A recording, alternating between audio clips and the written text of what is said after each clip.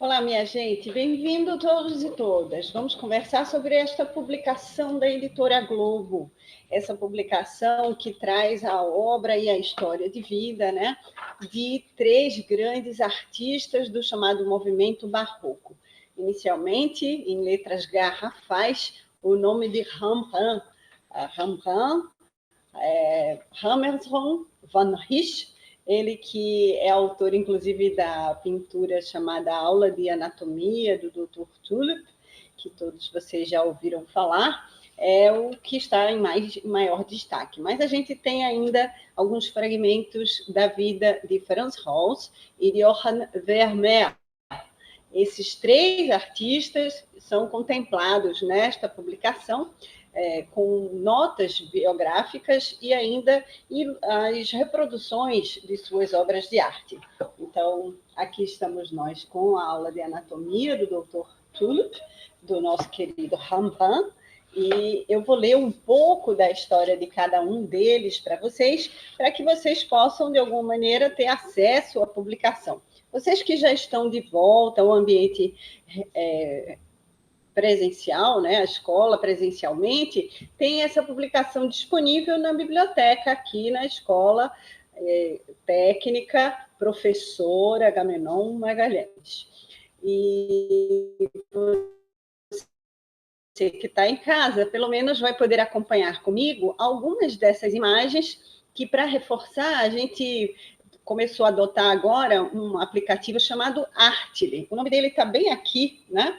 Para que vocês se familiarizem com essas imagens das pinturas desses artistas, tanto do movimento barroco, a qual Rembrandt faz parte, como também o rococó, o renascimento, o expressionismo, o cubismo. A gente tem obras surrealistas, né? Todos eles estão lá neste aplicativo. Foi um grande achado, e poder compartilhar com vocês é maravilhoso.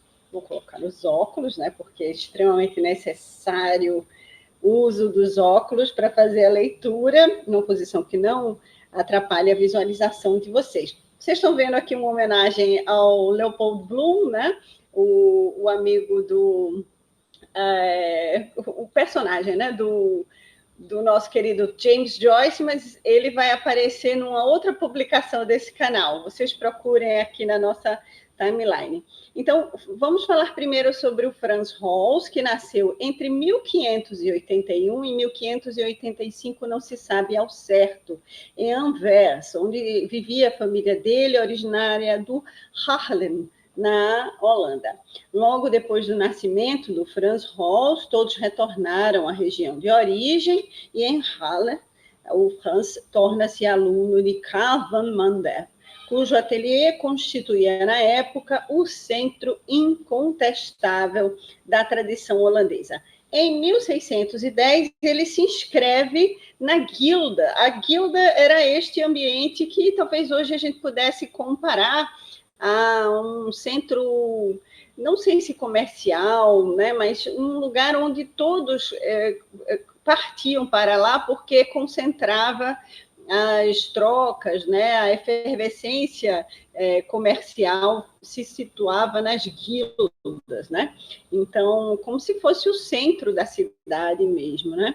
De uma cidade, de uma metrópole, digamos assim. Ele se inscreve na Guilda de São Lucas, na Associação de Pintores da Guilda de São Lucas, isso em 1610, e no ano seguinte vai realizar a primeira obra dele, que é o Retrato de Jacobus Zaphius, um pensador da época, um rabino respeitado, né? Uma personalidade dessa sociedade religiosa, né? Dessa associação de pintores, e a quem o Frans Hals vai pintar de forma brilhante, né? A expressão dele é capturada, o olhar enigmático, a dúvida de estar ali entre o pintor, mas está também entregue aos seus pensamentos, às reflexões nervosas e importantes das coisas do mundo, né? O retrato do Jacobus Zaphius é de 1611, então começa a ser pintado em 1610. O Frans Hals vai conquistar alguma notoriedade, é o que diz aqui no texto, em posição segura ele prefere permanecer na Holanda, enquanto a maior parte dos artistas sente-se atraída pelo lugar que já ainda hoje guarda alguma coisa dessa tradição das artes, né? Mas na época do Renascimento, mais ainda efervescente, ainda que aqui se trate de um período barroco, 1611, mas ele prefere continuar na Holanda a se mudar para a Itália. Ele permanece, né, na Holanda, né, e a sua vida pessoal é bastante conturbada. Há vários empecilhos para que ele saia da Holanda. Ele é casado, né, desde 1608, que ele assume matrimônio com a Nanke Abels. Ele, Frans Hals, infelizmente, era suscetível ao problema da bebida, era um bebedor inveterado, né, e batia na mulher, aparecia em público com outras mulheres e desprezava as admoestações da polícia, né? Logo depois de ficar viúvo, ele vai se casar com Lisbeth Reniers, com quem vai ter 8 filhos. A partir de 1616, o banquete dos oficiais do Corpo de Arqueiros de São Jorge, o pintor Frans Hals se torna ainda mais famoso, né? O quadro vai fazer de Frans Hals ainda mais famoso, né? A gente tem uma reprodução desse banquete dos oficiais arqueiros de São Jorge, uma congregação, vocês sabem, bastante falada, né? Até hoje São Jorge é um santo muito cultuado, e aqui está a reprodução da obra do Frans Hals. É uma obra de 1616. Então, essas são as aventuras do Frans Hals. Ele vai levar o nome de pintor maldito, né? Dado pela crítica romântica, não correspondendo à realidade, embora a vida do pintor não tenha sido mesmo uma vida isenta de dificuldades. A partir de 1650, as encomendas passam a rarear e o prestígio declina. Tudo indicava que ele havia saído da moda. Na próspera e civilizada Holanda do século XVII, os artistas gozavam de uma autonomia e de uma liberdade de pensamento incomparáveis, mas não tinham nenhuma garantia para o futuro e geralmente terminavam na mais terrível miséria. Frans Hals não foi poupado. Em 1662, encurralado pelos credores, foi obrigado a pedir ajuda à municipalidade de Haarlem. Dessa época data a encomenda de 2 últimos quadros que são perfeitos para seus pincéis, os regentes e as regentes do asilo de velhos, né? Esse quadro, inclusive, ele parece inspirar a produção do filme A Moça do Brinco de Pérola, porque as personagens constam, de alguma maneira, né? Como aqui, Frans Hals fazendo também uma figura de bebedores, homens sorridentes, né? O rapaz rindo, 2 rapazes rindo, e o alegre bebedor, né? Parece, de alguma maneira, uma autorreferência. Então, o Frans Hals pinta também esse retrato, ainda na época áurea, 1622, quando os negócios ainda aconteciam, ele ainda era chamado para as encomendas, e eu quero recuperar a imagem do asilo de mulheres idosas, porque essa personagem, ela aparece com a atriz convidada para fazer o filme A Moça do Brinco de Pérola. Então, aqui estão algumas pessoas que figuram nos quadros e que serviram de inspiração para a ficção cinematográfica, né? A produção cinematográfica. Então, lá estava a história do nosso querido e lamentável, né, que tenha passado por tantas dificuldades, Frans Hals. Aqui tem mais uma imagem de bebedor, antes da do casal, né, mais um homem rindo, o gracejo da Piléria, né, minha gente? A cigana e a bruxa de Haarlem são outras 2 personagens desse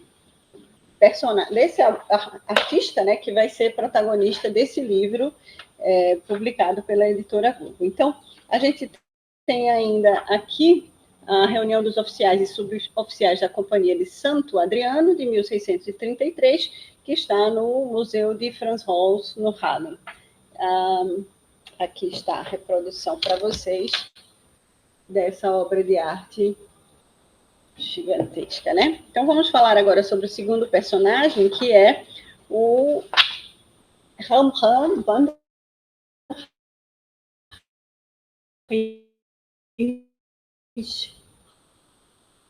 Hammerton, sabe, inclusive deu aulas para um filósofo muito querido, que é o Baruch Spinoza, o Bento Spinoza, e ele tem uma história menos trágica, né, em relação a que a gente acompanha, no caso do Franz Rosa, que está a aula de anatomia do Dr. Tulip. O Rembrandt aqui foi colocado na publicação como o pintor de maior importância em relação aos três.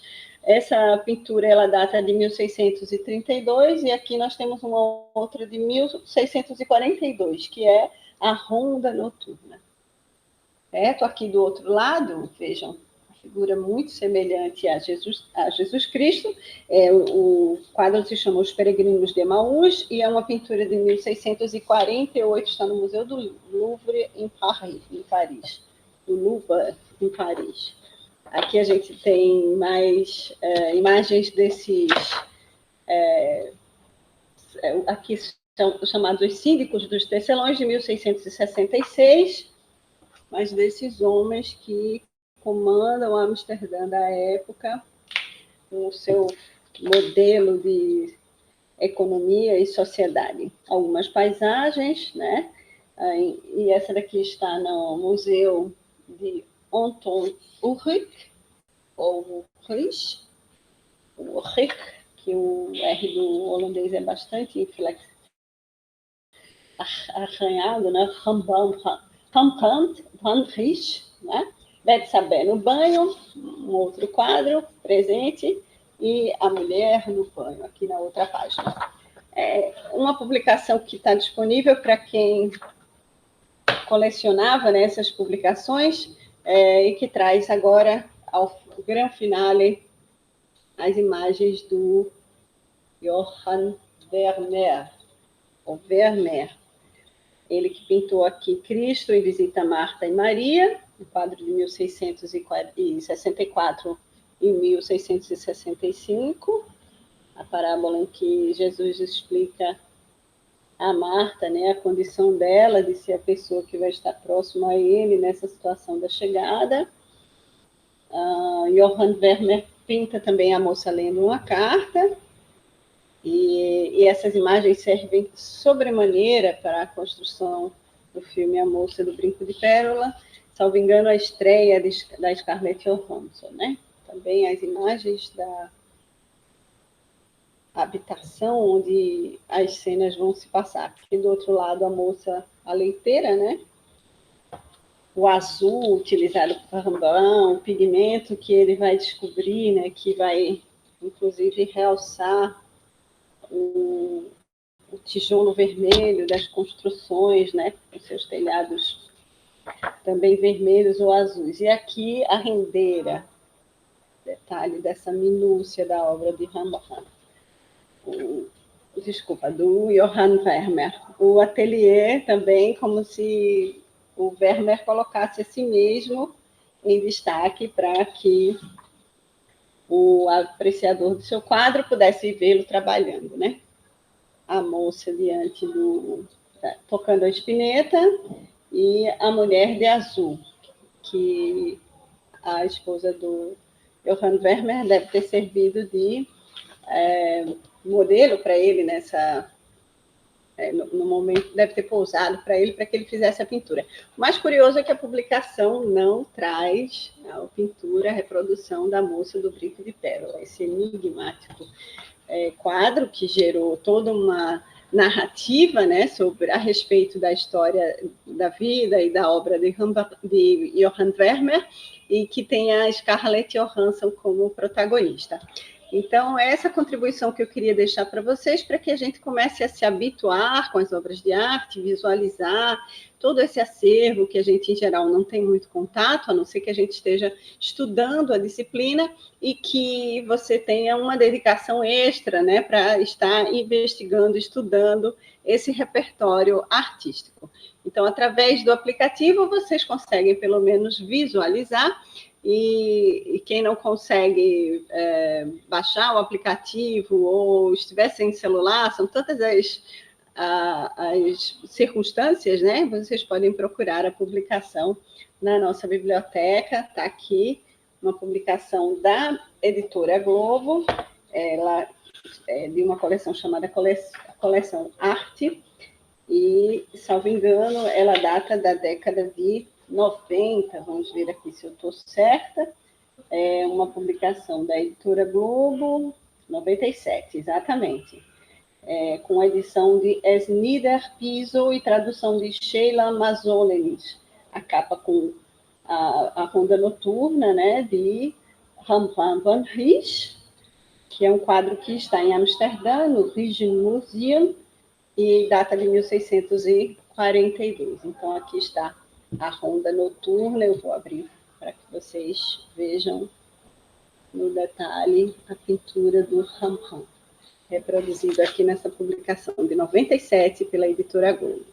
Até o nosso próximo encontro, nossa resenha ou leitura, né, aqui no canal de livros que estão compondo a nossa disciplina. Espero vocês na próxima videoaula, na próxima resenha, na próxima análise fílmica, aqui na timeline da nossa, no menu do nosso canal. Tchau!